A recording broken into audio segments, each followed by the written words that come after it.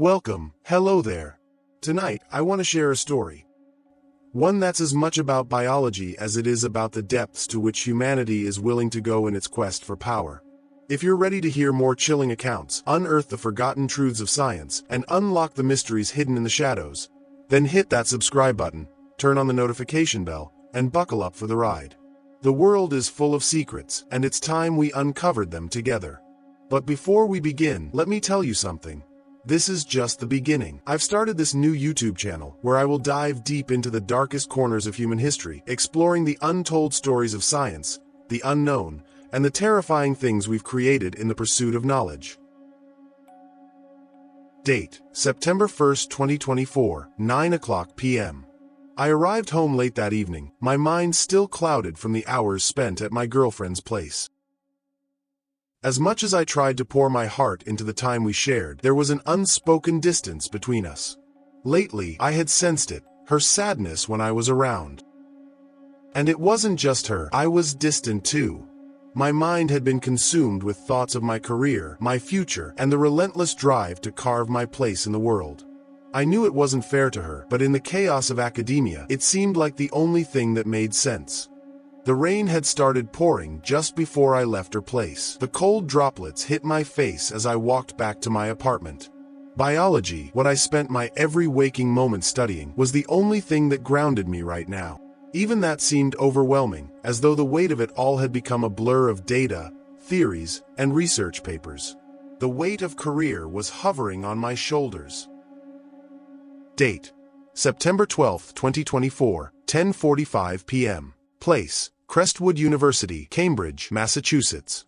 I stood outside the glass doors of the Crestwood University Biological Sciences building, gazing up at the grandeur of the architecture.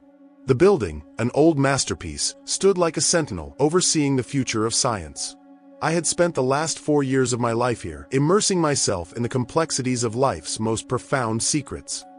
As a biology major at one of the most prestigious universities in the United States, I had been on a relentless pursuit of knowledge, always hoping to unravel the mysteries of the human body.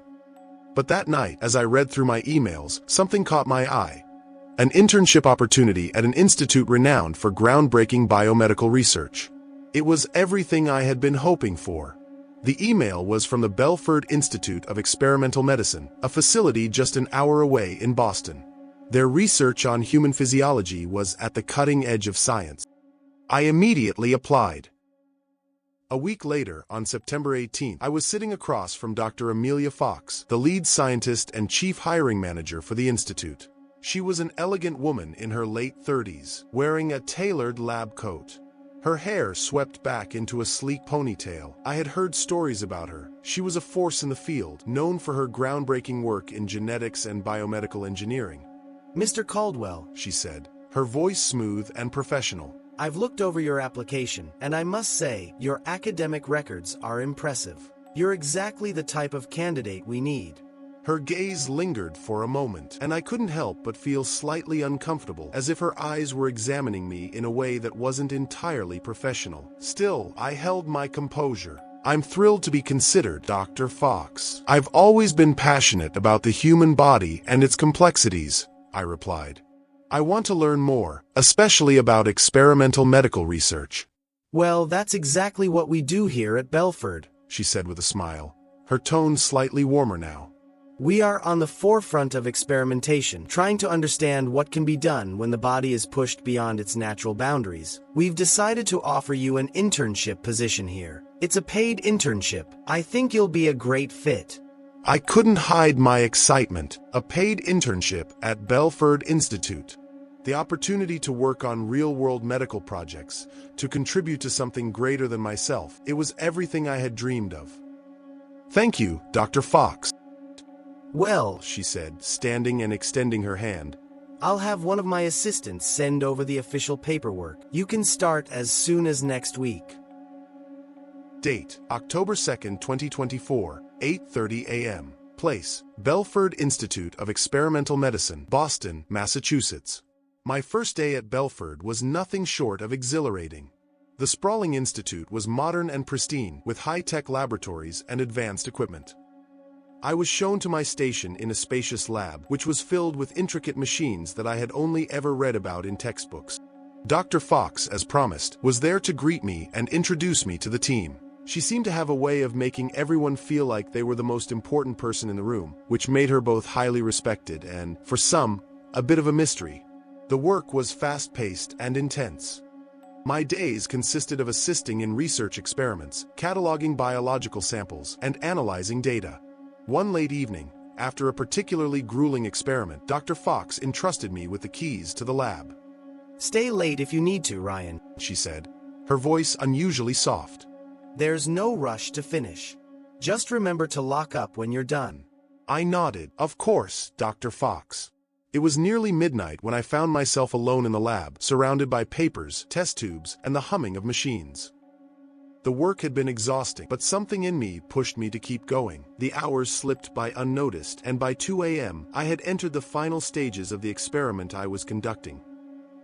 As I rifled through drawers to find the last set of data I needed, I noticed something I hadn't seen before: a hidden compartment in the wall. The small metallic door was cleverly concealed behind a stack of books. My curiosity got the better of me. I pulled it open. Inside was something far more unsettling than I could have imagined. At first, I thought it was some sort of advanced medical equipment, but as I stepped closer, my heart sank. There, in the center of the compartment, lay a chamber, and within that chamber, arranged with clinical precision, were mutilated human organs, but they didn't resemble anything I had ever seen in a biology textbook. Enlarged human hearts, thick human-like thigh bones reaching nearly meters in length, distorted livers and lungs, massive eyeballs, canines that of a predator, in all their horrifying detail laid out as if for an experiment that had gone terribly wrong. The chamber before me was pristine, its walls and surfaces untouched by time, yet, amid its immaculate state, a chill ran down my spine. The preservation of the organs was flawless, but something in the air, something subtle, was off, unnatural. It was as though the very essence of human biology had been tampered with, twisted in ways that defied nature's course. My stomach churned as I took a step back, my pulse quickening. What was I looking at? What had I stumbled upon? I needed to get out of that lab, to escape the suffocating uncertainty. My hands trembled as I rushed to lock the compartment, the cold metal clicking shut. But then, something deep within me refused to let go.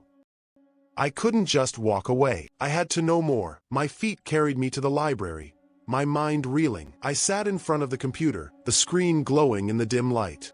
I searched through the archives, my fingers frantically typing, clicking through document after document.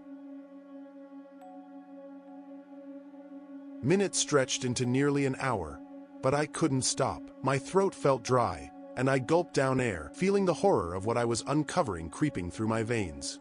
Then suddenly, among the endless files, my eyes froze on something that made my blood run cold. It was an old research report. Project Aegis, the first experiment. My breath hitched as my hands trembled, my curiosity fighting. I couldn't turn away. I clicked it open and read on, staring at the screen unfazed. What had I just uncovered? What was this experiment? And why did it feel like I was walking into something far deeper than I was ready for?